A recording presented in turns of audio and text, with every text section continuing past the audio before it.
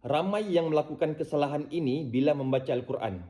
Tidak kiralah sama ada murid sekolah, mereka yang telah tamat sekolah, remaja, dewasa, orang tua, turut melakukan kesalahan yang sama.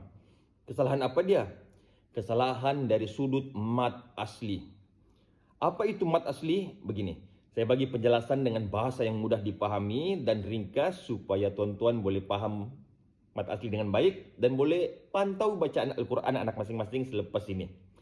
Secara umumnya di dalam Al-Quran dia hanya ada 3 bunyi vokal sahaja, iaitu bunyi vokal A, vokal I dan vokal U.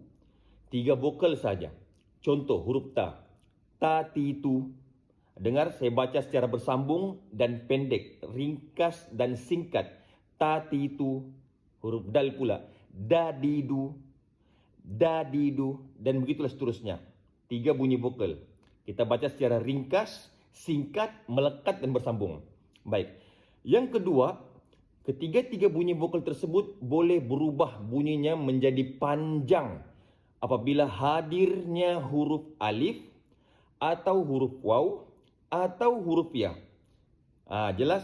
Jadi ketiga-tiga huruf ni, alif, waw dan ya, merupakan huruf-huruf mat asli. Yang mana huruf alif berfungsi memanjangkan bunyi vokal A. Huruf ya berfungsi untuk memanjangkan bunyi vokal I. Dan huruf waw berfungsi untuk memanjangkan bunyi vokal U. Memandangkan bunyi vokal ada 3. Jadi huruf yang memanjangkan bunyi vokal tersebut juga 3. Alif, waw dan ya. Okey. Tapi kepada contoh supaya kita nampak bagaimana mat asli ini berlaku. Contoh, kita ambil contoh tadi. Ta, ti, tu. Saya letak alif dekat huruf ta yang pertama. Kerana alif tidak boleh masuk di ti atau di tu kerana alif fungsinya adalah untuk memanjangkan bunyi vokal A. Jadi dia boleh masuk dekat ta yang pertama. Kita masukkan jadi bunyinya ta, ti, tu. Tengok tuan-tuan. Ta tu saya panjangkan kerana ada alif. Ta, ti, tu. Ti dengan tu kekal pendek. Jangan dibaca panjang. Pendek bersambung. Ta saja yang panjang kerana ada alif di situ. Ta, ti, tu. Ta, ti, tu. Saya buang alif. Jadi dia kembali ke bentuk asal. Ta, ti, tu. Pendek semua. Singkat. Ringkas. Ta, ti, tu. Saya tambah huruf ya pula dekat ti. Jadi bunyinya ta, ti, tu.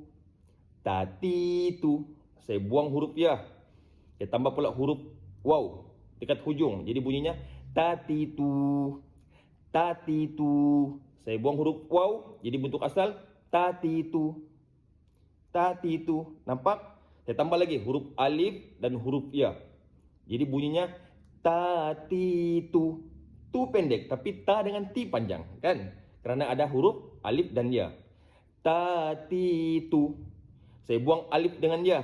Dia kembali ke bentuk asal. Jadi bunyinya pendeklah. Ta, ti, tu. Saya tambah pula huruf ya dan huruf waw. Jadi bunyinya ta, ti, tu. Ta, ti, tu. Saya buang huruf ya, saya buang huruf waw. Dia kembali ke bentuk asal. Jadi bunyinya ta, ti, tu. Pendek. Saya tambah ketiga-tiganya. Alif, waw dan ya. Jadi bunyinya semua panjang. Ta, ti, tu. Ta, ti, tu. Saya buang semua huruf mat. Jadi ke bentuk asal pula. Ta, ti, tu. Begitulah konsep mat asli. Senang saja kan? Senang saja. Jadi tuan-tuan, jika tuan-tuan rasa video ini bermanfaat, tolong sebar-sebarkan